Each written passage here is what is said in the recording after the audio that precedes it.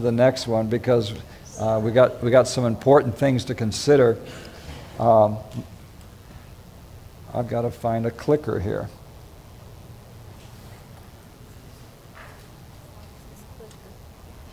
Okay. Large blood pressure reductions at lifestyle centers. I want to make this believable for you. Some of you already have the evidence. It's you. And the best evidence that I want you to have is you. That I do this, I improve my health, and my blood pressure, my blood vessels respond appropriately. That's really what I want.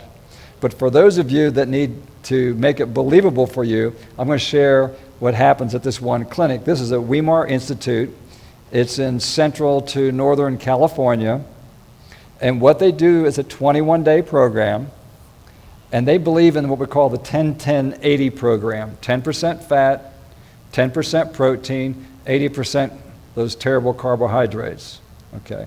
I'm not saying banana splits here, folks. I'm talking about your lentils and your broccoli, okay? By the way, physiologically, you're a carb machine.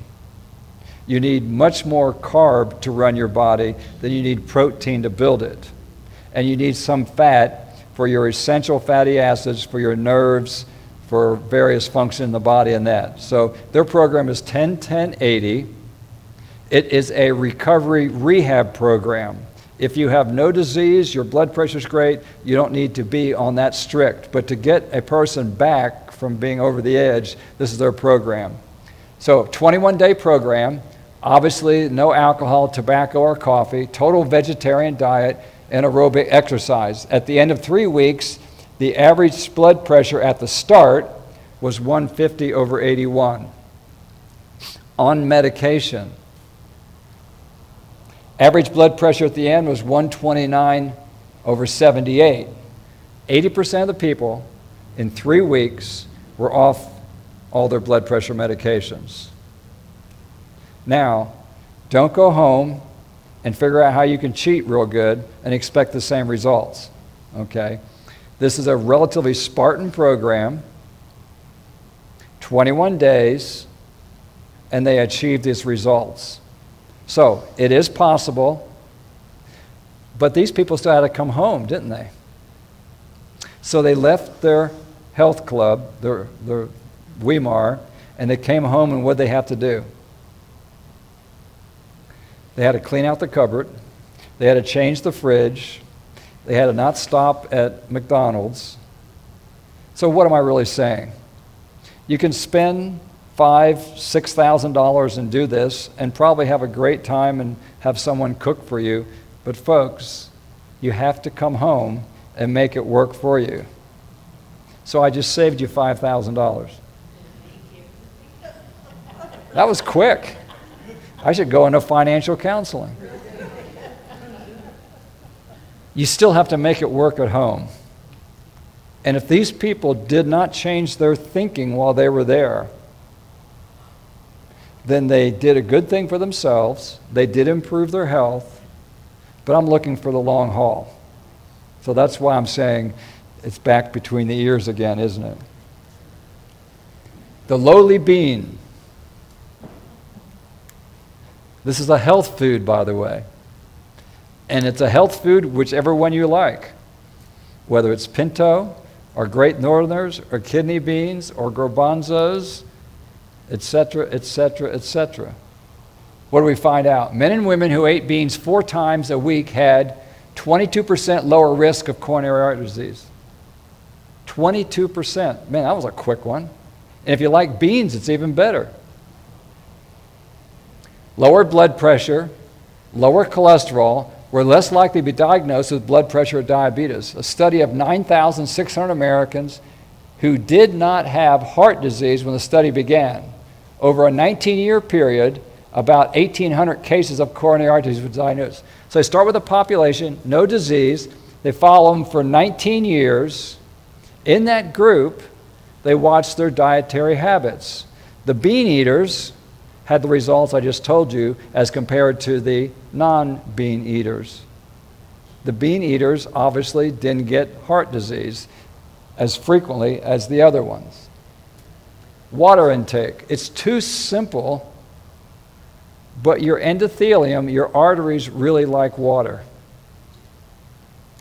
Remember I told you that high hemoglobin on your lab test is not healthy. If you're above 12, I'm concerned about you. If you're above 14, I'm more concerned about you. That is plenty. And if you're at 11, I'm still not worried about you. If you're 10, I'm going to talk to you. And if you're 8, you're definitely anemic, okay?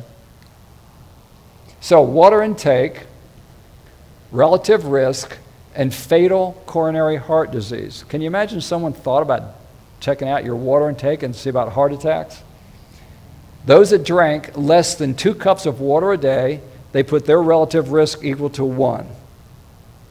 Those who drank, they broke it out, men and women. Those men in that study who drank 5 cups of water a day or more had less than half the risk. One single habit dropped their risk of fatal heart attacks. Drink water. It's too simple, isn't it? I hate water. No, I actually like it. I'm good. But I hear that. Well, you might be able to fall in love, okay? I highly recommend it. And don't wait till Valentine's Day, because your heart will love you too. The women didn't get quite as much benefit, but a good benefit. Women who drank more than 5 cups of water a day had a little bit over half the risk of those who did not. This is called primary prevention. Hydrate, hydrate, hydrate. It's amazing to me that back in the cities, in the 60s, my father was running a water bottling company.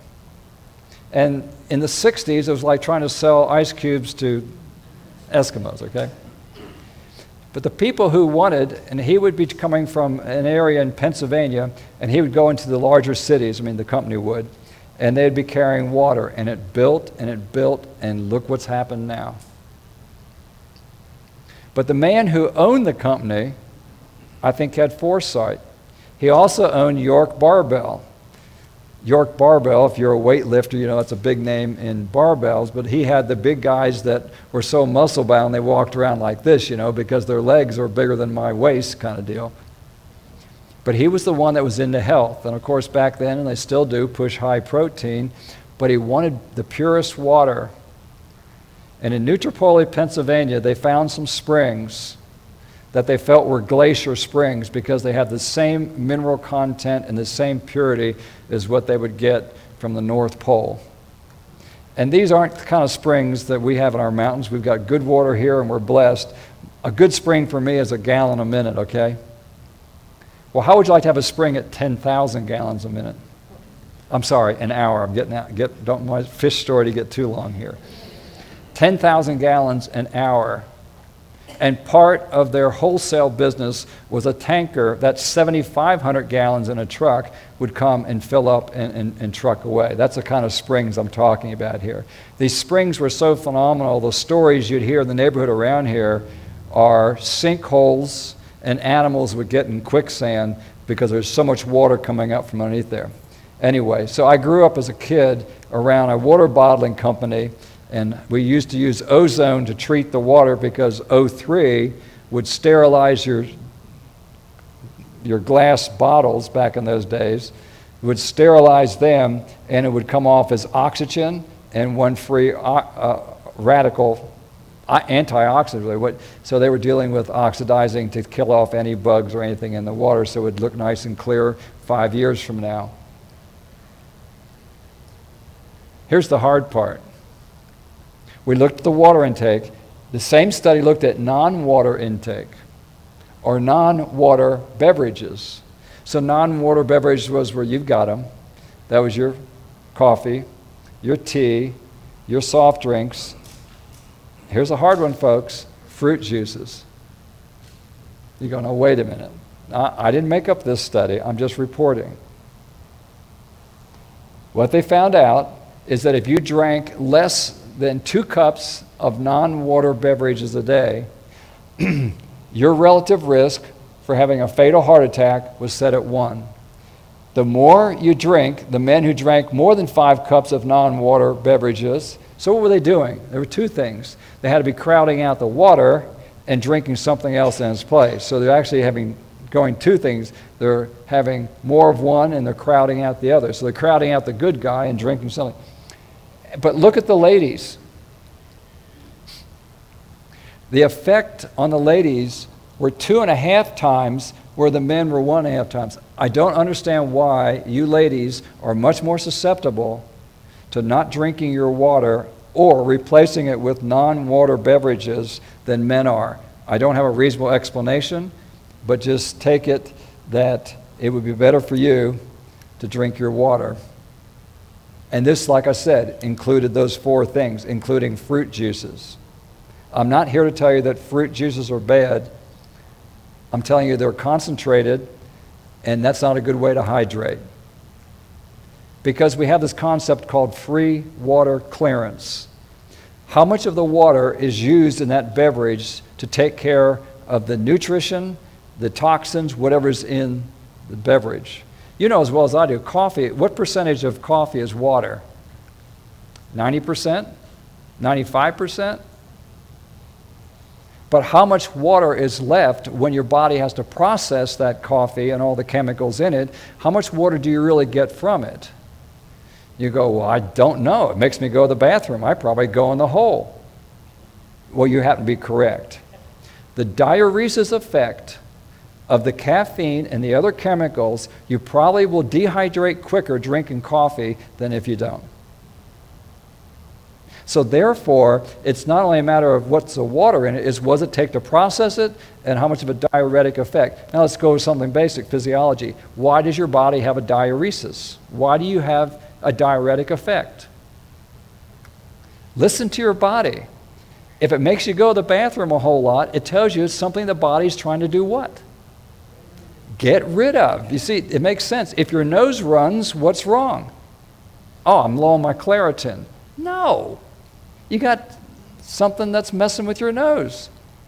You go, well, I got pollen problems. Well, pollens are not toxic. Pollens should not be a problem. There's something else going on with your immune system that we need to work on. You know, a child has a fever. Why do you think bodies have fevers?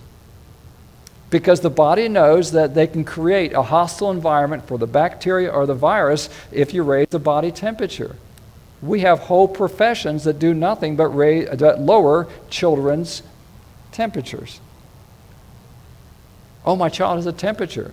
Temperature is not the disease, folks. Runny noses are not the disease. Diarrhea is not the disease. Well, I mean, if you got Crohn's, it's a good symptom, I will admit. Are you starting to understand when the body does something, ask why, please? You know, why is my blood pressure up? No, we go to the doctor, he says your blood pressure's up because here's my gauge and here's what you need. Well, why, doc? I don't know. Maybe it's essential. Water and fatigue. Simple dynamic exercise. G.C. Pitts, this is the old exercise, this is old research, but good stuff. This guy had men walking on a treadmill, 3.5 miles an hour. Now you go, I walk faster than that, that's not that much. Well, let's talk about it. So they put them on the treadmill. He gave them no water. He says, how do we going to know you're exhausted? You don't just tell me you're tired. How do you know you're exhausted? He says, we're going to use your body temperature for the point of exhaustion. When your body temperature gets to 102, we're going to call it, I'm sorry, you don't get to go any further. Now, trained athletes, part of their training is what? To be able to go through pain. Let's face it. The fastest guy out there for the marathon is in pain. He may have a grin on his face because he's won, but he's in pain. He's just able to override his pain maybe better than the next guy. The competition that I'm seeing out there with athletic events, even the best athlete is hurting. And if you don't believe me, take him aside and he'll be honest with you, hopefully sometime. After the race, hopefully. Then the next thing, he says, okay, I want you, this is the athletes now, to drink all the water that you want while you're on the treadmill. So they drank the water as desired, as much as they want. And they went for about 6 hours before they hit the, quote, dehydration or the temperature thing. So the third experiment, all the same, these are all the same men on different days, obviously, working out on a treadmill, 3.5 miles an hour. The third time they did it, they said, we are going to estimate how much water you're losing, perspiring in your exercise, and give you the same amount to try to keep you hydrated. By the way, if you're a marathon runner, you can't keep yourself hydrated. You can't take enough water in physically as what you're losing while you're running that race. And most of them lose between 6 or so pounds in the race, and that's just not fat loss. That is mostly dehydration. They can't keep enough water in. You can only process about a cup every 15 minutes through your stomach. That's about as fast as, and if you're sweating more than a cup in 15 minutes, you're going into bankruptcy. So these men here, water is required by the researcher, and they got to the 7-hour point and they said, boss, we can do this all night. So they stopped the test. So what do we find out? First of all, obviously water and endurance is obviously critical. You got to stay hydrated, keep the body cool. The second thing we learned is what you think you need is wrong. And thirst is the poorest indicator of hydration of anything on here. And by the time your mouth gets dry, your hydration level is somewhere I don't know where. But I'm going to tell you a secret. When you hydrate yourself well and keep yourself hydrated, you're going to get thirsty sooner. In other words, you can actually set your aquastat, or whatever you want to call this thing, higher. Vegetarians have greater endurance. That means not just physical, but mental endurance. This is Pierre Austrand, a physiologist, PhD in physiology from Europe back in the 60s. Now we remind you, in the 60s, what did we tell our athletes? The pregame meal for the football player was what? The biggest steak they could get their hands on. This is the research now this won't startle you, that the biggest thing for the football player better be the greatest platter of pasta he can get his hands on. In fact, they even got carb loading. And they will starve themselves for days ahead and then come back and really shove the carbs to try to build up their glycogen stores in their muscle so they can have a little bit more fuel before they hit the wall, what they call when they're running a marathon. Well, back to the research. A high-fat, high-protein diet. These men were put on bicycles. The other guys were treadmills for the water guy. These were on stationary bikes, and they said, okay, I want you to ride till exhaustion. They rode 57 minutes on that dietary regime, and it says, man, we've had it. We're pooped. Well, if you can ride for an hour on your bike, I would say you're not doing too bad. But these were trained athletes. Same group. The next time, they put them on a mixed diet, lower in meat, fat, and protein. You have to take about 2 or 3 weeks for the body to acclimatize, somewhere in that, so I'm not sure how long they left between these, but you have to have a period of time. And they doubled, the same athlete, doubled their performance as far as time for the same person. Tell me what you can do in 3 to 4 weeks to double your performance of anything. Whether it be weightlifting, whether it be running a mile, whether it be running a marathon, tell me how you can double your performance in 3 or 4 weeks. Now you know why I was bragging about the Ironman competition. If you're not vegetarian, you might as well save your entry fee. Pierre Austrand pushed the logical vegetarian diet, high in carbs. Look what happened. These are the same men, folks, in a matter of a month or two of this study that went on. This is the same athletes. Here's the guy saying, man, I was pooped out at a little bit under an hour, and now I'm going almost 3 hours. And all I did was eat different, Doc. This is incredible. Well, I'm not sure that you're going to get the exact same results, but I will guarantee you your mental and physical energy, what you have to do at the end of the day. Yeah, you can go to work And you can be totally worn out, and you can come home, and you can sit there, and that's why they call us couch potatoes. Maybe we ate too many, or maybe we're not moving. I'm not sure which. But that's not life, folks.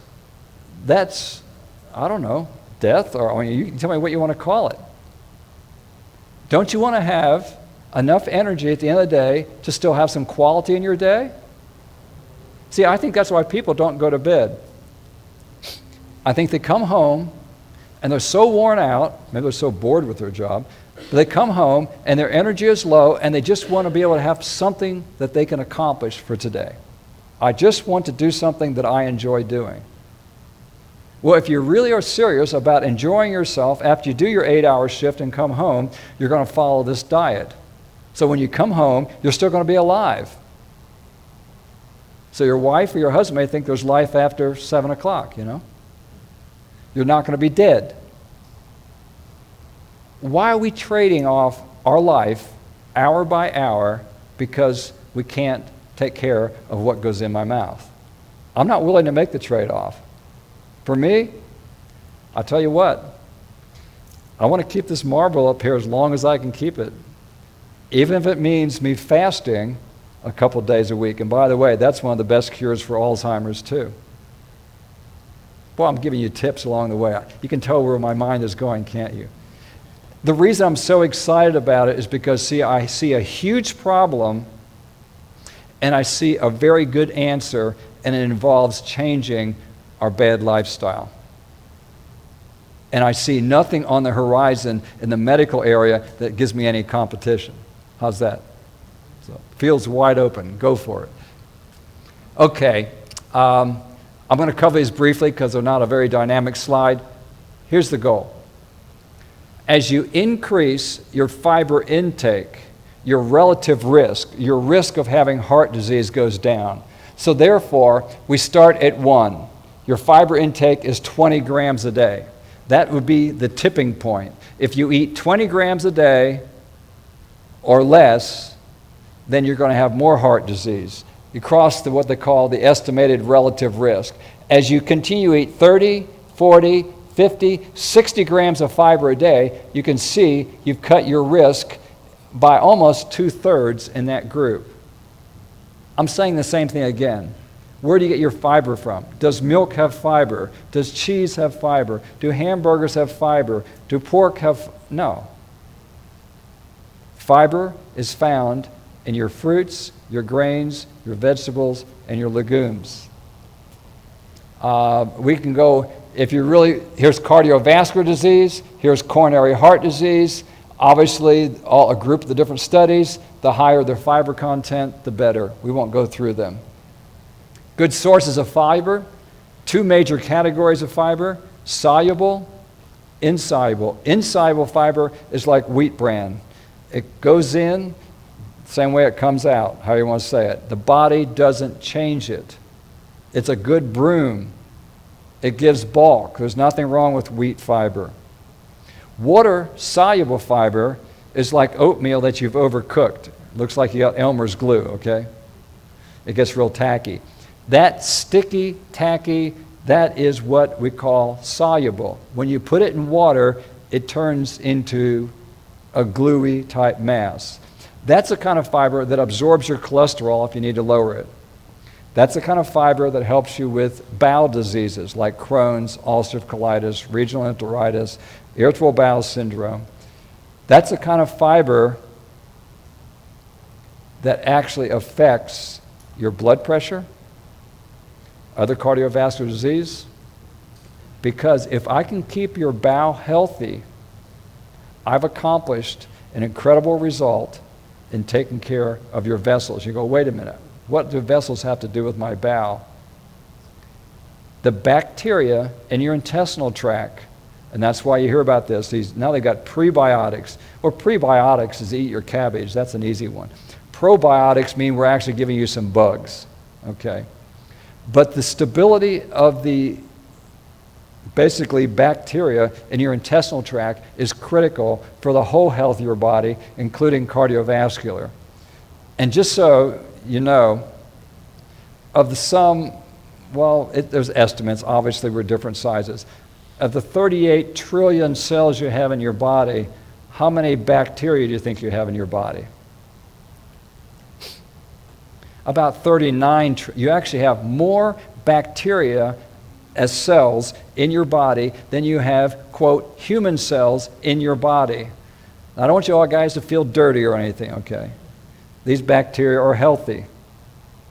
Now, the unique thing is that all that bacteria weighs about 7 ounces. And I know that you weigh more than 7 ounces. So the size of the cell, the population of the cell, we actually have more, quote, parasites living in us and on us than we have our own cells. And the way we've messed up is we give antibiotics that kill off all bacteria, the good, the bad, and the ugly. That is the biggest mistake. The next thing we've done is we give GMO foods that change the genetic material in the bacteria in your bowel. Another big step. So I'm going, what are we doing to my American population? If I wanted to mess up a population, I would choose to give them GMO foods and a lot of antibiotics. That's how I would mess you up.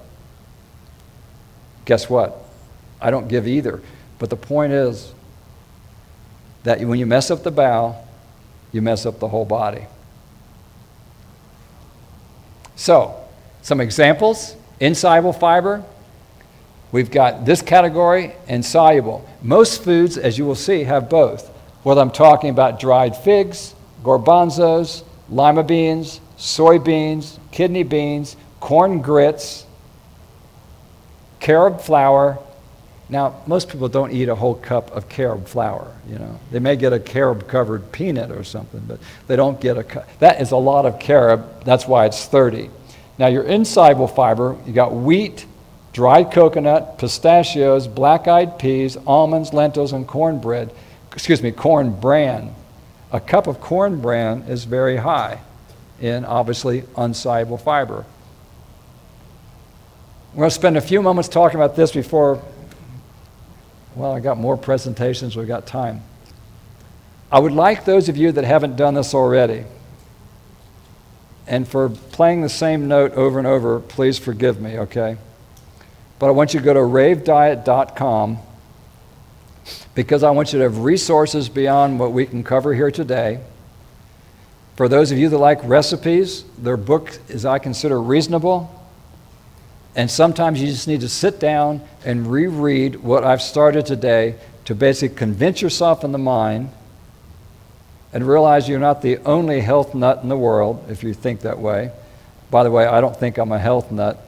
I think that there's a lot of things that you can do to be healthy. I do believe that.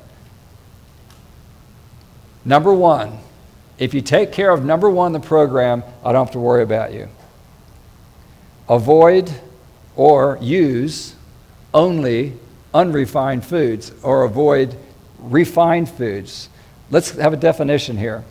A refined food is something that you've either extracted some of the essential nutrients from or possibly added something that isn't healthy to it. So let's take an example.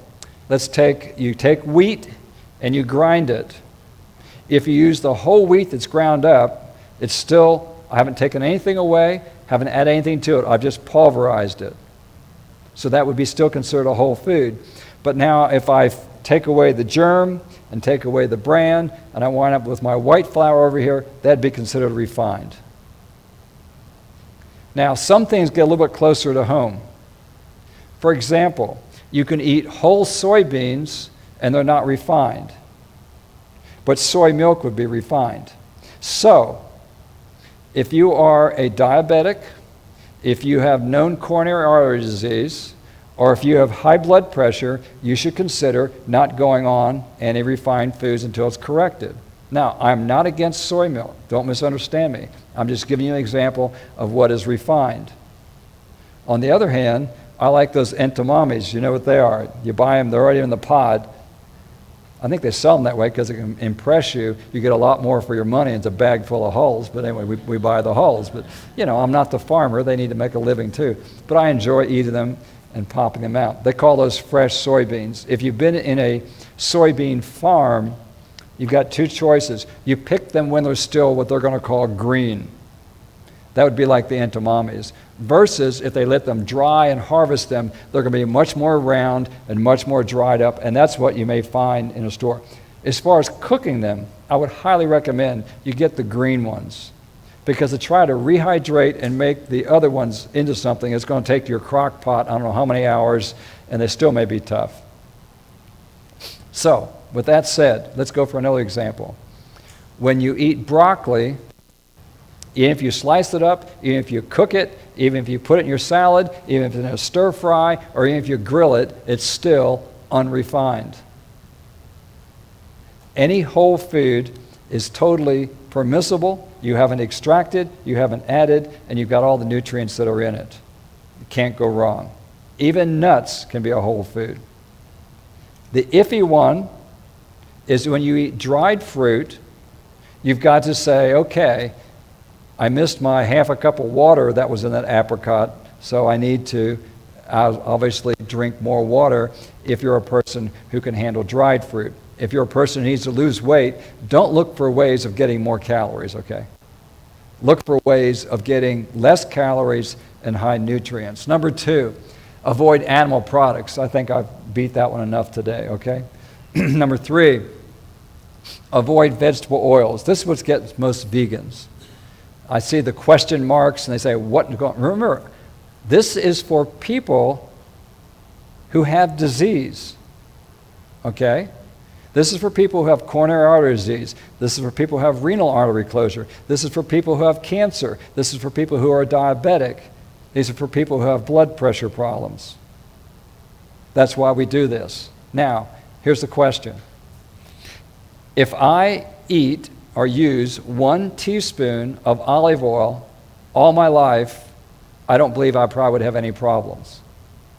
But when you try to take a group of people and bring them back from the edge, we find that programs that use oil in the program are not successful. It's just that plain. This is basically the Dean Ornish program. This is basically the Weimar program that I showed you examples of along the way. Now, if you realize that when you do this, if you have the olive, which I would like you to enjoy in your salad or whatever you want, an olive is not olive oil.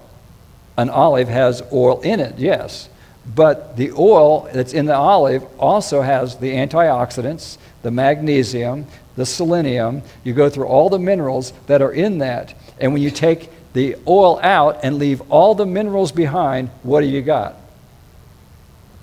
You got an inflammatory agent to the endothelium in your blood vessels that's going to increase your blood pressure. That's what you've got. So I'm not being hard for the sake of being hard. I'm telling you the physiology behind what I'm dealing with when I deal with cardiovascular health. And the last one, you got it. We're good. After 40 years of practice, I think I've heard most excuses. And if I haven't, I'm good at my own, so I can even make up a few for myself. The most excuses I get is when I used to teach stop smoking classes. And the more excuses I hear about trying to change a lifestyle product or lifestyle approach is probably because the harder it is or the more we want to protect it. So you will do yourself a favor. You may give someone else an excuse, but never give yourself one. What did Shakespeare say? To thine own self be true. I don't recommend lying to anybody. But the worst person to lie to is who? Yeah, we're fooling ourselves. And if you believe your own lies, then, wow, come and see me, okay? The point I'm getting at is you cannot allow yourself to make up an excuse that's big enough or important enough for you to believe that you can't get healthy. That's what we're trying to get beyond us here. Yes, ma'am. What kind of flour? Yes, it would be. Anytime you deal with a gluten product, they've had to basically concentrate it from the wheat over here. Yeah. Okay, let me change gears here. By the way, we won't take another 2 hours. We'll just cover some of this.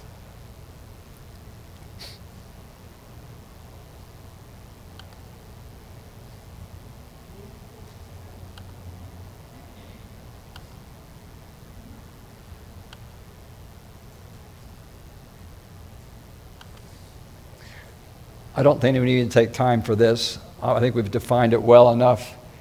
Coronary artery disease and cardiovascular disease, what it includes. Let me just spend one moment, though, on the cardiovascular. Obviously it includes, let me go back here, sorry. Obviously it includes cerebrovascular disease, obviously vessels in the brain. Peripheral vascular disease, when you're basically, it could be Raynaud's syndrome, things where your hands and feet are cold because of lack of blood flow, or you go for a walk, and after 5 minutes of walking, then that leg just starts aching, and it's not your arthritis, okay? And you back off, and the pain backs off, and you walk for another 3 or 4 minutes, that thing starts tightening up again, and you slow down. What you've got is basically you're creating an oxygen debt in that exercise muscle greater than the blood flow. What you need to do is don't quit. Keep making a demand on that muscle to get that blood flow and allow the body to get collateral circulation to get more blood flow going to it. Other cardiac conditions, congenital, born with, arrhythmias, and congestive heart failure are all in this big category. We'll take a little time for dynamics here. The top is catheterizations, and we have seen where we reached our peak in the procedures at about 12, this is in thousands here, so that would be about 1.3 million procedures for heart caths a year. That is a lot of heart caths.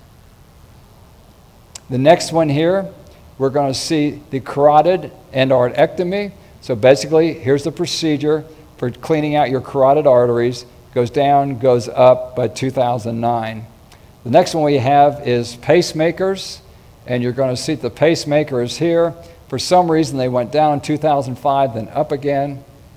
And then we're going to see a difference in your putting your bypass surgery. You see it's gone up and peaked in 1995, and bypass surgery is becoming less frequent now. And the question is, why are we having less bypass surgeries now than we did back in 1995? And the answer is, we're using a lot more stents. It's not because we're not having disease. And so you can see what's happened to the stent market. As the bypasses went down, the stents went up. And when I say up, we're talking about 1 million a year. We're not talking about minor numbers here. Now, every procedure that I showed you on this list, tell me how this treats the disease. Very mechanical. We put something in and hold the vessel so it can't normally come back. Okay? They used to do what? We used to call it the balloon. Remember those days?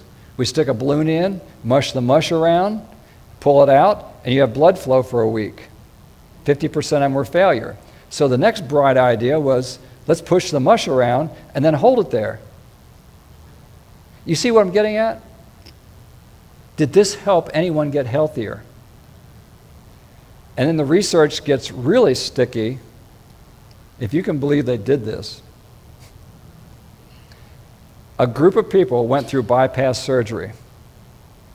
The control group went with just the surgery, no bypass. Guess which group lived the longest? This is startling truth. Both groups lived about the same length of time. So what does that tell you about bypass surgery? It didn't meet the test of longevity. So a lot of the heart procedures that we're doing are only covering up our problems. They are not creating a healthy population.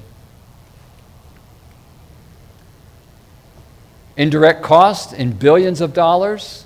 Heart disease, almost $200 billion. And this is in 2008.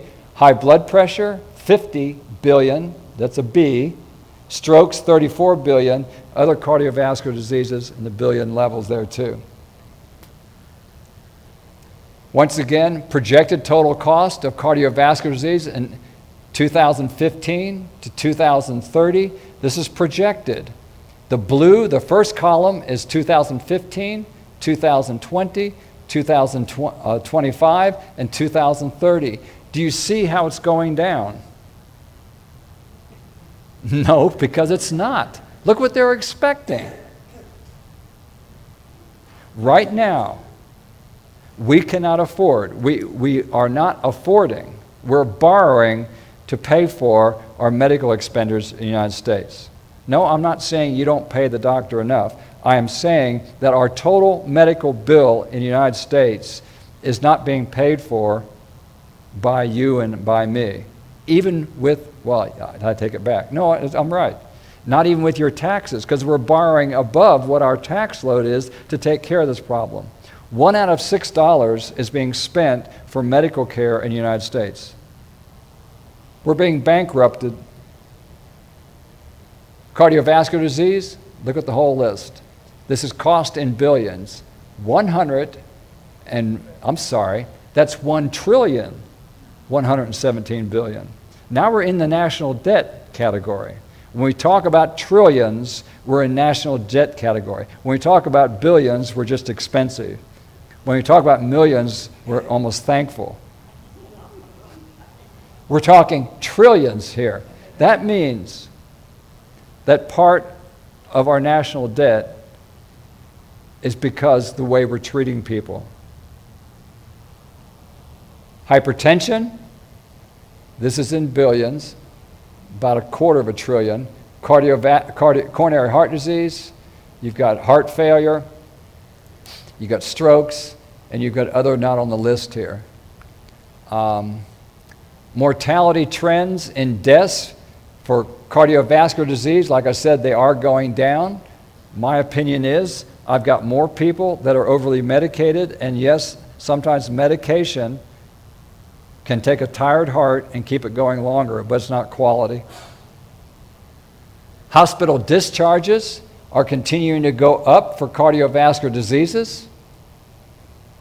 I'm glad to see they're being discharged, but a discharge doesn't mean alive. I guess you realize that. You're even discharged to the morgue. That's not the good side of the story. Prevalence of cardiovascular disease in adults greater than 20 by age in the N. Haynes, the national study here. We're seeing in the younger age group. Now this should just really shake you up. Percentage of the population in the 20 to 39-year-old age group, men in that age group, 14% of them have cardiovascular disease. Folks, 14% in that group, and not even 40 yet. What is a 28-year-old doing with a heart attack? Ladies, you do better than we do, a little bit less than 10%. By the time we get to 40 to 60 area, we have a full, almost 40% of that group with cardiovascular disease. And the ladies, you do a little better than we do. By the time we hit 60, we've got 72% with cardiovascular disease. And by the time we hit 80, we've got 80%. But look, ladies, you outrun us in the last years. What's the excuse? All the young men have died off. I mean, all the weak ones died off, and you guys have to, okay. I don't know. That's as good as any explanation that I have. But here's the good news. I think I told you this in my cancer seminar. By the time you reach 85, risk of cancer starts going down. So look what you have to look forward to. Don't ask me why. You say, well, the weak ones, I don't know. But there is immune times when we have cancer. We have cancer in the young children, mostly leukemias. Kind of up through the teens a little bit. Then from teens to about 40, 45, we have minimal cancer. We get that gap. And then cancer starts to rise again to 85, and then it drops again. If we live to 120, maybe the cancer rate will go up again. No, I'm kidding. But the point is, that's something to look forward to. Deaths due to heart disease in the United States, you can see we've gone up, we've leveled out. I'm going to skip some of these because I want to get to my message, and I don't want to.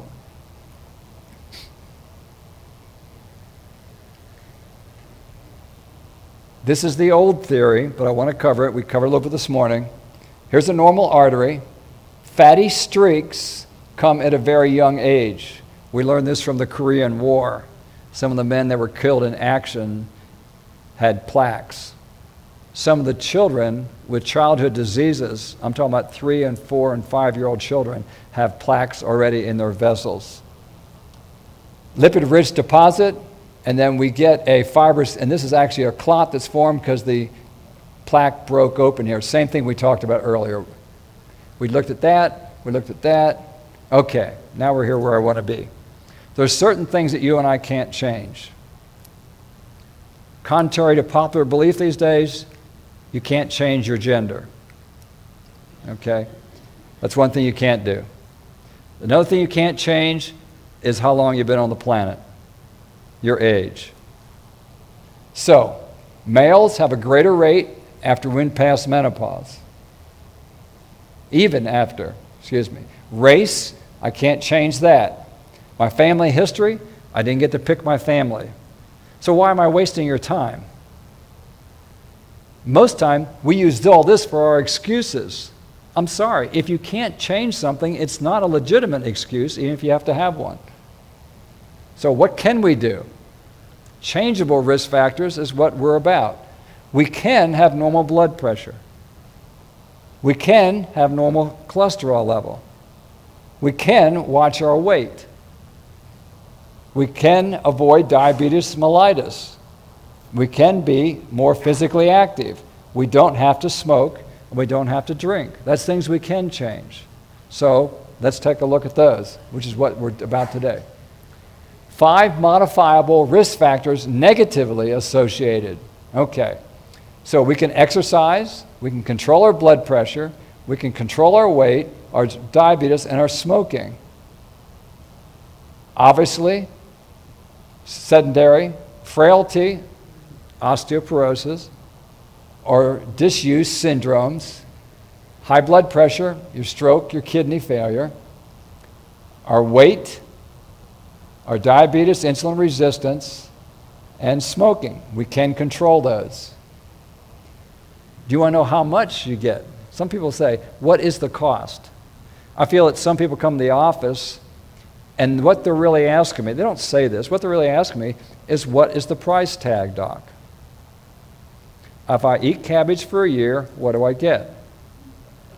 And to me, no, that's totally legitimate. To me, it's like a business. And they come and they say, what's the real cost? And that's what you should be doing today. Is it worth it to you? What I'm spending time talking about, is it really worth it to you?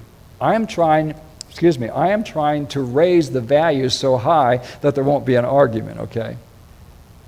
That's what I'm trying to do here. I'm trying to raise the value of health so high, you go, well, of course, yeah, I'd rather be healthy then, and you picked your excuses to get rid of. But if you want some data, survivability to 90 years old. Now, if I survive to 90, I'll be the longest lived person in my family history. If my wife survives to 90, she will be one of the younger in her family history. The funny thing is my wife tries to convince me that I have to outlive her. I go, you've got everything on your side. You're female, you're healthy, your dad lived to almost 100, your mom is now 96, and I don't have anywhere near that track record. So genetics, she's got me beat by a long run. Okay, up here. Probability of living to 90. The probability of living to 90, if you have all 5 risk factors, is about 5%. So you can tell me that person who smokes and drinks, and their name is Barnes or Burns, or What do you attribute your longevity? Is there smoking an old stogie at 95 or something? Well, if I smoke one of these every day, I'll live to, we didn't make it to 100 that I know of. But anyway, my point is 5% of that group still makes it to 90. That's probably the miraculous part. If you have 4 of the risk factors we're talking about here, about 8 or 9%. If you have 3, somewhere about 16, 17%. If you have 2 risk factors, about 28%. Now, smoking by itself, if that's the only, everything else in there, you have none of the other risk factors. If you smoke, even smokers, 25% of them will make it to 90. If you're a diabetic, and that's it, then about 28%. So the diabetic, even though they never touch a cigarette and get on your back for smoking, they don't live that much longer. Overweight, we have about 32%. Ones with high blood pressure, about 42%. The ones that are sedentary, about 44%. And no risk factors, almost 55% make it to 90. Can you imagine that? 55% of our population, if you have no risk factors, make it to 90. So how many of you are planning to be 90? Thank you. We want a few takers here. Okay. This is going to startle you, but it's good information. Copenhagen City Heart Study followed joggers and non-joggers since 2001. Their ages were between 25 to 90. Can you imagine having a 90-year-old jogger out there? There you go. That's a goal. Looked at all-cause mortality, risk in different classes of activity versus the sedentary controls. Now, their classifications were 3. Light exercisers, 1 to 2.5 hours a week. Moderate exercisers, 4 to 5 hours. This has been a whole week. And strenuous were considered greater than 5 hours a week spent in exercise. By the way, this is the American Journal of American College of Cardiology. So, right in the middle, they put the guy, the couch potato. Okay, we're going to call him, that is our standard, or that is our reference point, the sedentary person. So, if you are lower risk, if you're on this side of him, then whatever you're doing is helpful in decreasing all risk or all-cause mortality. If you're on this side of the fence, then you're increasing it. You ready for this? The people that were considered light. Now, who's that group? The light group exercised 1 to 2.4 hours per week. They reduced it 67% for all-case mortality, all-case death rate. You go, whoa, go for it. The moderate exercisers did decrease it about 33%, but not as much as the light exercisers. What am I trying to tell you, folks? We have overrated aerobics right out through the roof, and it has not delivered. If you want to go out and work in your garden and hoe your corn and walk to the mailbox and get your activity all day long, you want to read this study. It's backing up what you say. Now I'm going to show you the third one. The strenuous exerciser had the same mortality rate as the guy that laughed at him every time he passed his house in the morning jogging. And he was sitting on the front porch. Do not be the guy sitting on the front porch. Be the green man here. Don't miss the point of this study. Are you with me? But let's face the fact. Strenuous exercise has not changed our disease patterns in our country, and yet we've sold billions of dollars of fancy shoes trying to do it. I am not against exercise by any means. I think it's important for circulation. I think it's important for good body health. I think it's important for your muscles. I think it's important for your bones, and we can go on a list of 100 things. So that is not what this, but what I'm trying to say is that you need to get off the couch and you need to walk to the end of the block, and then you need to go 2 blocks, and you need the 3 blocks, and you don't have to be a marathon runner to be healthier than they are. Now I sound like your grandpa. What's that crazy kid of mine buying $100 shoes and going there and trying to wear them out too quick? Isn't that what your grandpa would say? Spend all that money on a good pair of shoes and goes out and tries to wear them out as quick as he can. So we have gone the last 50 years with a whole exercise craze to try to compensate for our rotten diets, and it still has not worked. Yes, I've run the races where the sponsors were Dannon Yogurt and a beer company. And they even have research to show if you will drink a beer before you run, that you won't hit the wall as quickly. You'll have more energy. I'm going, wait a minute, folks. Either you're numbed up and can't feel it, or you've released a whole lot of triglycerides, fat into the fuel system, and you've got something for the muscles to work. Either way, I'm not recommending alcohol, beer, or Dannon yogurt. I'm just telling you the kind of races that I ran in. I didn't do either of them, and I'm not sure I would have performed any better or any less. The Copenhagen City Heart Study really shook up and rattled a few windows, as you can see, especially for the exercise group. Hormesis. How do you like that for a word? I think they must have invented it. The concept of when you do something, there is a minimum level to do it and a maximum, and beyond the maximum, you can deteriorate or have problems. That's what we just showed you in the Copenhagen exercise study.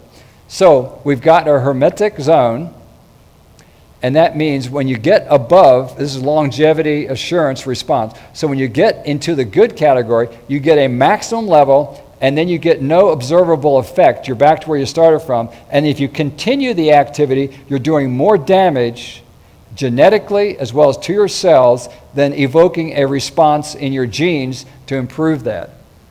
This is the slide of exercise and over-exercise. The big muscle guys who like to build big bulk, good for them. But that's not health, and that's not longevity. The people who are marathon runners, good for them. Go for it.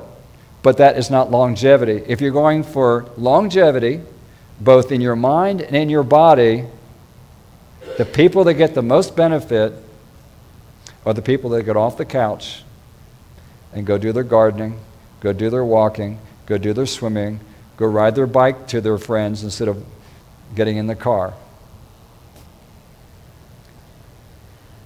Accentuating positive lifestyle factors and eliminating adverse ones, faster walking times, and greater grip strength. When we used to do health fairs, we had this one device called a dynamometer. We'd have you squeeze it in so many pounds of pressure. Well, what did that prove? Not how long you're going to live, but it would prove your muscle deterioration in what you were doing. Lower levels of depression, higher self-reported life satisfaction. There's a whole lot of good health, including cardiovascular health, in dealing with loneliness. You go, wait a minute, that's not carrots, that's not vegetables. I know. But I'm saying you are not just a vegetable. You are not just an exercise. You're not just feet. You're not just mouth. A whole body response is absolutely critical. Men, you seem to do better. A married man lives longer than an unmarried man. And all you ladies say, well, I've got that figured out because I do all the work. I'm not saying that, ladies. I'm saying that a married man lives longer because of companionship. And yes, I'm sure he likes supper too. Okay. So, what did we learn from that? We've learned that loneliness and lack of social interaction is a critical factor in heart disease. So, you may need to push yourself a little bit. You may need to volunteer. You don't need to tell anybody you're lonely. Just go do something for them. Some people are more shy. Some people are not. But even people who are extroverts can be lonely even when they're out and talking a lot. So that doesn't mean they're not lonely. Physiological, obviously lower blood pressure and glucose, lower indices of inflammation. You know, when you get tests done, I read them differently. I'll see your CRP, your C-reactive protein. I'm going to go inflammation. Inflammation of blood vessel. We have the CRP-HS, highly sensitive, and that tells me how the endothelium in your coronary arteries are doing. And if that's up, I know that you are going to be laying down plaque because your body's trying to protect you. A new one that most of us don't look at, and most medicine doesn't look at, is your white blood cell count. We say that it's normal between 5 to 10, basically. We're talking in thousands here. Anything above 6 is an indicator of inflammation in your body, an overactive immune system for some reason. And you go, well, no, 6 is totally normal. No, 6 may be normal if you don't have a bladder infection. 6 is not normal for the inflammation in your whole body. The tests that you get run, depending on how you look at them and how you interpret them, can tell you a whole lot more than you're getting in a general rule. Life and health span can be increased by 10 years. Where have you heard that before? The Advanced Health Study says 11 years. It's the same basic concept. You know, and then some people say, well, if I had to eat that way, it'll seem like 11 extra years. Folks, when you make up your mind that you want to eat well and you shut off all your excuses, believe me, it changes. Like I said, it's a matter of taking care of what's going on between the ears. Diet is the largest factor affecting longevity. Yes, we're lucky to have good water. Not lucky, we're fortunate. We have good air. And I happen to believe that the people that I live around, and they still eat their hog jaws, and they still kill their greens, the reason they do so well in their health is because they have good water, and because they follow the mule for 2 miles a day, and because they work out, etc., etc. But I see something in my area that bothers me. In a very small community, I see way too much brain cancer. I'm going, wait a minute. I rarely see brain cancer in the office. And in my little community, you go, him, her, you go, what's going on here? Nutrient influence on healthy aging is being extensively studied in humans and many other species. Let's take a look at a few. Here we have percentage increase in mean lifestyle, not because they're mean, average, okay, of CR animals versus controls. CR stands for caloric restricted, that dirty word called fasting. So, caloric restriction, limited carbohydrates, proteins, and lipids to a certain percentage from ad lib. Ad lib means the food is in your cage, you eat as much as you want, whenever you want. The other group, we limit them. So if we limit them at 20%, we restrict their food 20% than what they would normally eat, which the other guys would normally eat, we get, it says, percent increase in lifespan. We get about a 20% increase in lifespan from a 20% restriction. A 40% restriction, we get about a 38%, and some groups as high as 48% lifespan. A 50% restriction, we get almost a 50% increase in life. Whoa, you mean I get to live to 140 now? This is a mouse study, okay?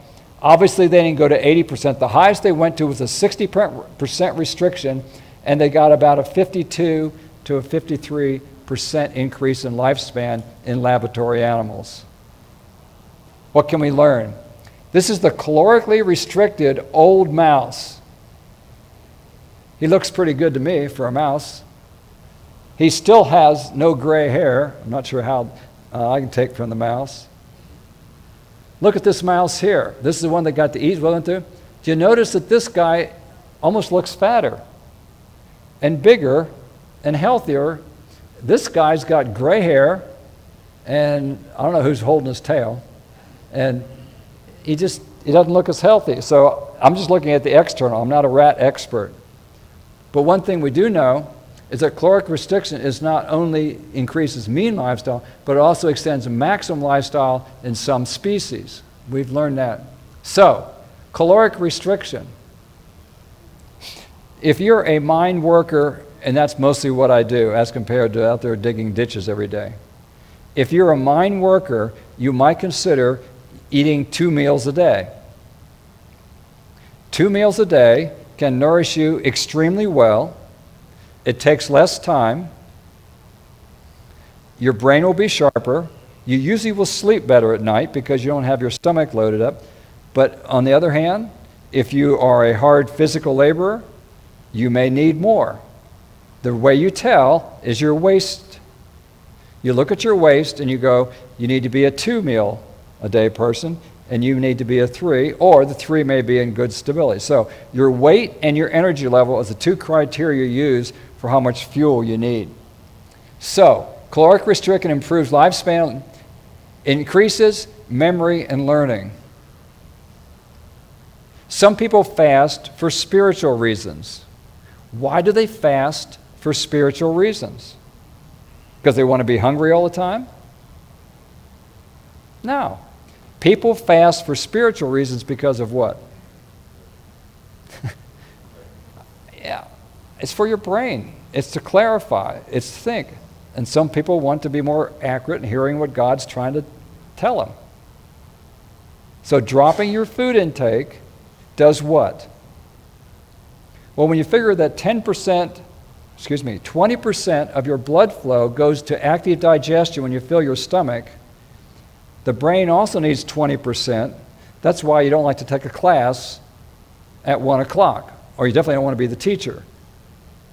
Because the teacher will have to hand out notes at the end of the class because you slept through it.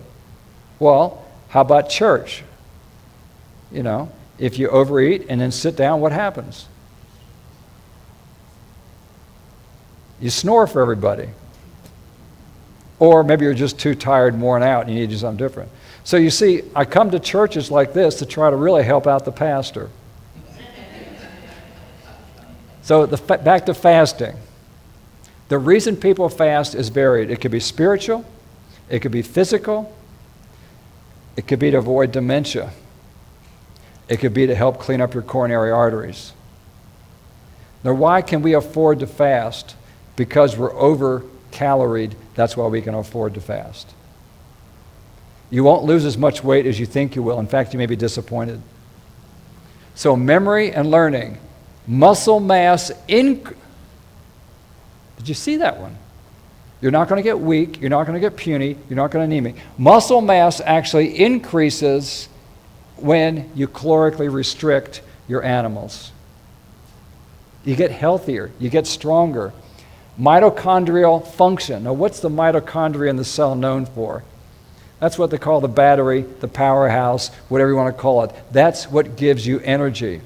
When a person has chronic fatigue syndrome, it is mitochondrial hypoxia. It is not getting enough fuel into the energy produced in your cell, and you feel yuck.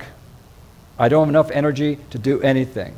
I'm lucky to make it through the day. And I watch people, I'm going, this isn't living. Insulin sensitivity. I've spent my time talking about insulin insensitivity. Now we're talking about insulin sensitivity. When you fast, what happens? Your blood sugar goes down. You don't need as much insulin. You release some fat out in the bloodstream to take care of you. They call that ketones these days, and that's a big hit. So when you fast, your ketone level will go up a little bit because you're in fasting mode. The body is starting to use some of your fuel.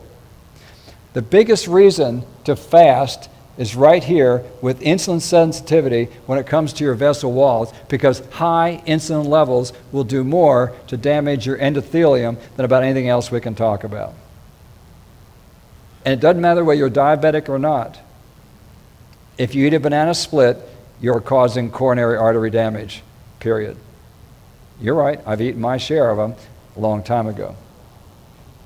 Decreases your risk of cancer, renal or kidney disease, autoimmune disease, Alzheimer's disease, atherosclerosis, and sarcopenia.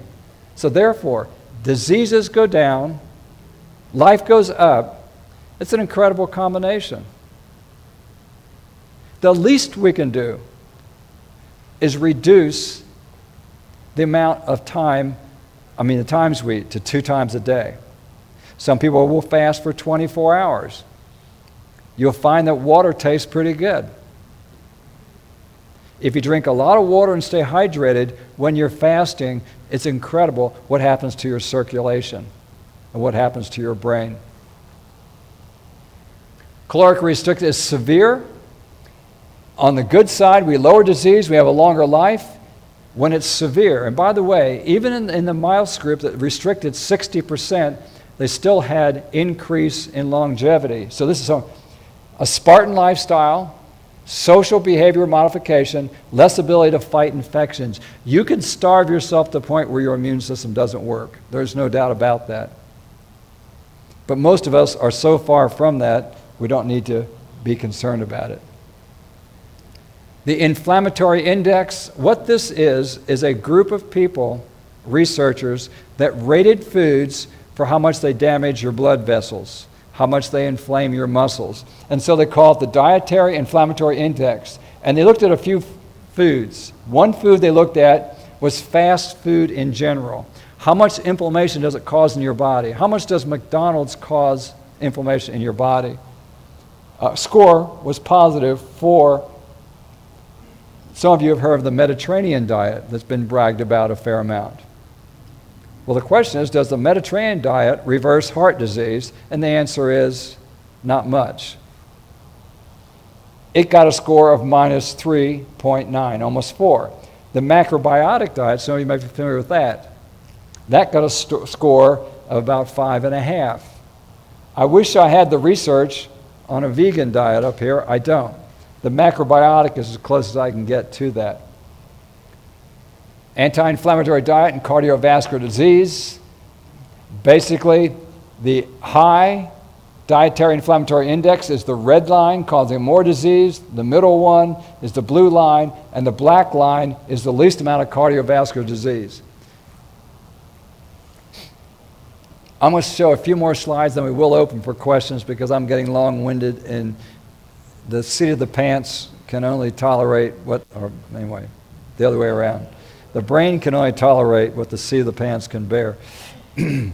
So, I want to show you this because the cause of all disease is inflammation. Many different manifestations. It could be due to a mercury toxicity. It could be to eating too much cholesterol. So I'm not saying that the causes aren't varied. I'm saying that the response in the body is inflammatory. So, cardiovascular disease shares the same inflammatory pathway as cancer, neurodegenerative diseases, autoimmune diseases, diabetes mellitus, and obesity. So, what have we learned today? We've learned that something as simple as water can have a significant reduction in your cardiovascular disease. We've learned that you don't have to become a marathon runner to benefit your heart. We've also learned that marathon running may actually not increase your longevity. You may love to do it, and that is fine, over a person who prefers to watch you from their front porch. We've learned that some of the major factors, the most significant factor, is what I put in my mouth, controlling my cardiovascular disease. And if I treat my vessels correctly, I automatically reduce my heart disease, my cancer, my other neurodegenerative diseases, my autoimmune diseases, my diabetes, my obesity. All those are treated with one program. So the program I'm recommending here treats you, treats your lifestyle. So, at this point, I want to open for questions, and you can let me know what you think. And we're going to have a microphone here, and that's as much for my benefit as for yours. And when I figure out how to cure hearing loss, I'll be lecturing on that, okay? I'm not saying get a hearing aid. I'm talking about, I'm old enough now to appreciate that hair turns color and ears don't hear as well. Maybe it was my motorcycle and too much loud music when I was young or something. I don't know. We got a microphone, and if you want to raise your hand, you'll be recognized. If you have any questions, well, either I've done a really good job, Pastor, or worn everybody out. Or everybody's in shock. That's... When you talked about the light exercise, and it was stated as time, is that, if you do light exercise more than that time, does that cause a problem? No, the reason, what they were saying there is that was the least they did as far as in time. But light exercise has to do with the cardiovascular response. I don't expect you to only work in your garden 1 hour a week when the weeds are growing, okay? So it has to do with intensity, I'm sure, as well as duration. They wrote it as duration there. We want you to do at least this much in a week. Yeah. Good point.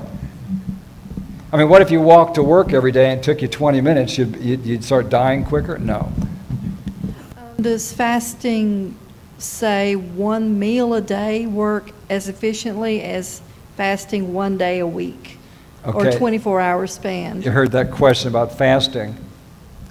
If you go from 3 meals to 2 meals a day, you're technically fasting 1 meal less. The intensity always helps. When you go from fasting for 1 day, 24-hour period, you get more benefit than fasting for just 1 meal. Now, the optimum seems to be, the research is showing, if you fast, this is a water fast now, not a juice fast, and some people do it like Lent. I'll give up hamburgers for a month, but they eat everything else. Well, no. When I say fasting, I'm not talking about juice fasting or fruit fasting or cabbage fasting. I'm talking about water fasting. No calories, no nutrients, really. Well, water's kind of a nutrient. Anyway, when we hit the 3-day point, you go, oh my. When you hit the 3-day point, you get maximum benefit for your immune system that I can possibly get. So for my cancer patients, I make that request. Now, if they come to me and they weigh 98 pounds and they're all run down already, no. Some people you have to nourish and build up to get them to a point where they can actually have the nutrients, because remember the negative side of fasting? I can actually suppress your immune system because you don't have enough to run it correctly. I don't want to be in that area. I want to be in the beneficial area. But some of the top guns now are saying fasting for 3 days will do more to reorganize your immune system than about there's no medication to compete with it, than anything else. So that's the optimum. Up to that point, you're getting significant benefit. How you fast, some people say, I'm going to eat breakfast, go 24 hours, and I'll eat breakfast the next day. Some people say, no, I'm not going to eat anything all day. So they got more like a 36-hour fast from supper to the following breakfast. So you do it the way you want to. Here's the reason. The point is that it helps to clean up your blood vessels. The point is that you and I aren't going to be suffering, really. It may sound terrible, but you really won't suffer. And in a 24-hour fast, if you get overly hungry, it's because the clock is at 12 o'clock. It's up here. It's not your system. And if your stomach growls, they go, that means I'm hungry. Well, last time I checked with a dog, when a dog growls, maybe he's hungry because he's going to eat me, but he's not hungry as in lack of food. So stomach growling is not a good indicator of being hungry. In fact, you probably won't even know it. The other thing, you learn the trick from losing weight. If you would drink 1 cup of water when you have that hunger urge, what happens to your hunger within 5 or 10 minutes? Gone. So, to answer your question, it's progressive, and you seem to get maximum benefit at the 3-day point. I've been eating 2 meals a day for so many years, I'm not even sure when we started. On the other hand, if I'm working on the farm, I will eat more volume at mealtime. But to have to take time for, here's what happens to me. When I go and do stuff with my kids, I feel like they want to eat all the time. I just had breakfast, and they want to eat lunch. I'm going, But I just ate. And then they want to eat again a little. I mean, you go, wait a minute. I guess I'm no longer a teenager. So I'm so stuck on this 2-meal-a-day plan that, I think not. And I'm fortunate. I don't have hypoglycemia. So I'll eat in the morning, and when I get done at the office, I'll eat again. So I may go 10, 12 hours and go, but that's not. If I'm at home, I prefer about 6 or 7 o'clock and about 2 or 3 o'clock. That's kind of optimum, but I don't always get optimum. So, but anyway. Excuse me? They eat healthy too? My children? Yes, my children eat definitely way better than most. They probably eat more, but I'm not their age. But yes, yeah. You hope your child will take up what they were trained in and what they lived with. Yeah. Is there any benefit past 3 days, or is it then do we get into another problem? It depends on what you're trying to accomplish. The research shows this kind of immune benefit at 3 days. Some people will do a 10-day fast, sometimes for spiritual reasons, sometimes for cleansing. Once you get past a certain point, you're running on your fat tissue. That is your store. So you're running into a higher ketosis mode, which allows you to drop the insulin level to help with the diabetic, and you're going to be taking and using mostly fat, stored fat at that point in time. That can be healthy. The downside is that we store a lot of toxins in our fat.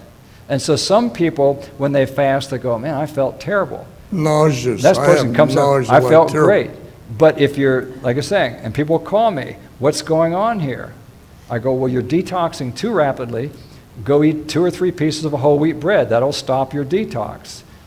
And you work with it. And by the way, you don't do it all at once. Some people will fast 1 day, and then they might fast 2 days or whatever.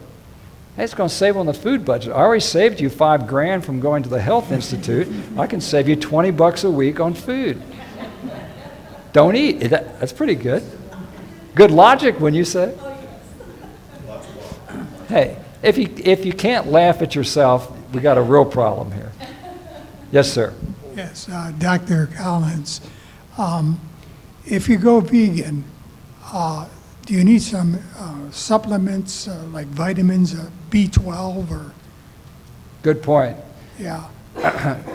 Going vegan is not a curse, by the way, or an abnormal condition, or a sign of disease. Going vegan, I'm making a joke. The reason that I'm saying this is because vegans have less B12 deficiency diseases like pernicious anemia than meat eaters. On the other hand, if you tell your doctor you're vegan, what's he going to ask you? Do a blood test, what's going on? Well, first of all, it's not valid, even though there are vegans who have B12 deficiency, and there are more meat eaters that have B12 deficiency. So if you say a supplement is required, I'm going to say probably not, because the vegan is going to be getting much more nutrients in his eating than the other guy over here. Now, let's blow the whole theory, okay? If I test your B12, and if it's at 200 level, it doesn't matter whether you're vegan or not vegan, I'm going to recommend you need some help and supplement in that area. One advantage of being vegan, though, the vegan diet requires less B12 to process that diet than a meat-based diet. So if you have a problem with absorption of B12 in your intestinal tract, you will do better being a vegan. You'll be less likely to be having pernicious anemia, B12 deficiency. The higher the protein you eat, the more B12 is required to process your diet. So when you're on an adequate protein diet, you need less B12. And by the way, I want to talk about doses because it's really gotten out of hand. You need somewhere between 1.5 to 3 mcgs, micrograms of B12 a day to function fine on. So when I see a person buy a bottle of 1,000 mcgs and they take 1 a day, I'm going, you just took 3 years worth. Going, whoa. Now what happens, can you go too high on the B12? Yes, and cause peripheral neuropathy, cause sleeplessness. You start going through a whole list. We learned this in college. If you want to be hyper, You take a whole handful of B12 and you can do better, if you know what I mean. That's not the goal. B12 shouldn't make you feel good or bad. You shouldn't know whether you're taking it or anything. The little ladies that used to go to the doctors 50 years ago and get their B12 shots and walk out of there skipping, they had a little bit too much. B12 is a metabolic stimulant, but don't use it as a stimulant. It's a nutrient that is necessary. You don't use it in that point. So the B12 has gotten so far out of hand that I see excessive amounts of B12. I'm seeing people way over the top, and I'm trying to think, in the last few months, I saw someone that was, I think, between 200 and 300. Technically, they weren't low as far as the laboratory standard, but I want them healthy. I said, I would like you to run between 500 and 600. So yes, I supplemented them. But beyond that one low, I don't know how many people I've seen that are high, excessive, saying, please do not take any supplemental. Please cut out your B12. What are you doing? Well, I'm getting it here, I'm getting it, but please cut out all B12 at this point. You're getting your too much, it's going to affect your sleep, it's going to affect your longevity, and it's a metabolic stimulant from that standpoint. So, if you're concerned, get your lab work checked, that'll answer your question, and then dose accordingly. If your B12 is 400 or 500, you're good. By the way, let's say your B12 is normal right now, and you go vegan. You have somewhere about 5 years worth of B12 stored in your body already. So I'll talk to you in 5 years and see how you're doing. So in other words, this is not a good enough excuse. How's that? Yes, ma'am. When you eat vegan, what is one of the best fruits and vegetables that supplies that B12? There is no food that supplies B12 except food that's grown in a good manure pile. So depending on what fertilizers you use in your garden, we have demonstrated it's not just the cow getting splashed up on my leaf and me eating the leaf. I'm not talking about external. I'm saying that if your vegetables are grown in a very high B12 containing soil, that they can actually absorb some of it. It is not necessary for broccoli to have B12. Broccoli is a eukaryotic cell. It's not, anyway, broccoli has no cholesterol, it has no animal in it, it has no necessary need for B12 to be healthy broccoli. But you can get B12 in a broccoli plant that is grown in a manure pile, so to speak. Now, here's the question, since we're on B12. Where does all B12 come from? Doesn't come from a cow, by the way. Doesn't come from fish, by the way. All B12 comes from bacteria. So when the cow is out in the pasture and eating just grass, it's not going to get B12. It's got to eat the grass real close to the cow pie, and if you're a farmer, you know what they are. Now, when we check the cow's milk, and we don't allow it to go through the udder and in the bucket and where the tail goes, if you're milk cows, okay, and we take it out of the udder before it passes through the udder into the bucket, guess how much B12 we find in cow's milk? They call it a trace. Now what a trace means, it's less than 1 mcg. It's something less than that. So let me tell you where B12 comes from in cow's milk. If you've ever milked a cow by hand and had a wet tail around your neck, you know how it got wet. Fecal contamination is how cow's milk gets B12. So please don't ask me to drink more cow's milk to get my B12. You might as well go to the barnyard and get your spoon with you and take care of the whole problem. It comes from bacteria, folks. It comes from dirt. And yes, the dog that licked your kid in the mouth probably may have even helped him out. Because children that are raised with animals in the house tend to be less sick. Now, me, I'm raised on a farm, animals live in the barn, I live in the house, so that settles it. But I'm just telling you the facts that they're showing from that standpoint. Sometimes we get so clean that we lose some of the good bacteria. That's my point I'm making. But I was a kid on a farm, And when I got hungry, I'd go pull a carrot, and believe me, it wasn't all that clean, so I ate my share of dirt too, okay? And the dirt, good healthy dirt, will have bacteria in it. Unhealthy dirt will not have bacteria in it. So how do we get on this whole B12 story? The point is, please do not worry about your B12, whether you're vegan, not vegan, half vegan, some vegan, wish you could be vegan. B12 is not an issue. In fact, you have B12 in your mouth because you got bacteria in your mouth that produce it. So first thing in the morning, drink your glass of water. You'll probably get enough B12 for the whole day. How's that for a supplement? I was in a B12 study when I was at Loma Linda with my training, okay? Some of you have already heard this story. I was married of probably less than a month. And for me to convince my new bride to be in a B12 study, because we were considered vegan at that time, I believe, and they wanted us for their subjects. Let me say it plainly, you got to save everything that comes out of you, basically. Not everything, but anyway. And then what really got to me is I had to save the fecal samples, but they didn't want them every morning that I take to school. I had to put them in my wife's refrigerator. Now, that really didn't go over well. So I got done with the experiment. They didn't tell me I was unhealthy or anything, but yeah, so I've kind of been through the long and the short of this whole B12 situation. Your refrigerator was not My refrigerator did great. But that's the kind of things that make a good marriage, right? You look back and laugh at yourself. Yes, sir. Yes, Dr. Collins, I just have another question here about organic food compared to which regular vegetables. Is there an advantage of organic vegetables over regular vegetables? Organic vegetables, in my opinion, have an advantage usually because of the farmer, not so much because of the vegetable itself. Most organic farmers do more work to take care of their soil, try to get the appropriate nutrients in it, and of course there's insecticides, pesticides, fungicides that they don't use.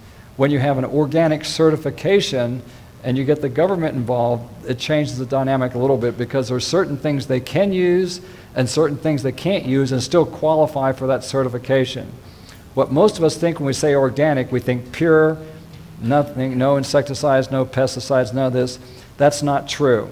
In a certified organic food, what that means is they follow the regulations to make it a certified food. And you, if you read all the regulations, you would probably go, why'd they do that? But in general, the nutrient content of organic food should be better.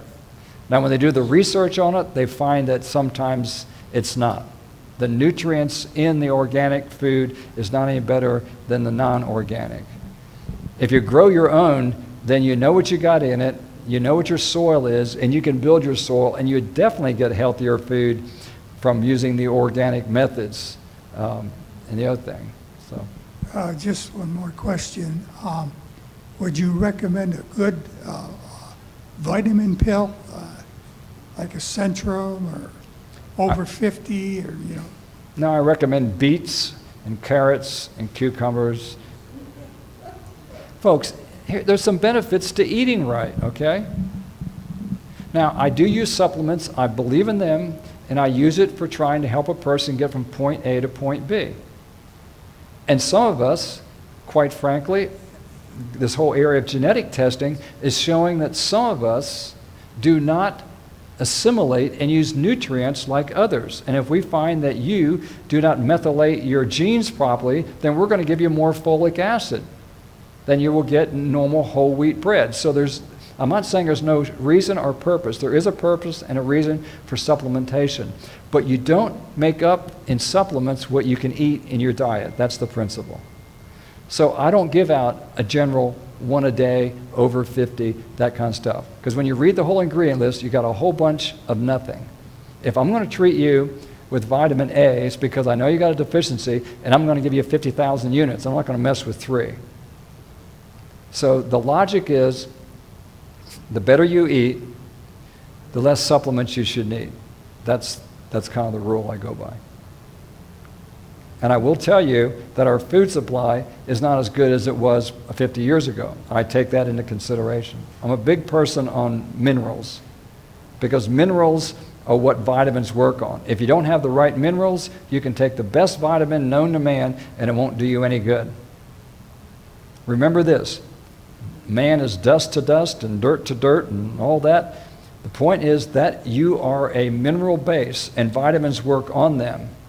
A lot of people get it the other way around. They want to take their vitamins. I'm saying, no, take your minerals first. And most time that will take care of most deficiencies. Well, folks, now that you feel so healthy, you're going to go home and walk your half a mile, right? Anyway, thank you much.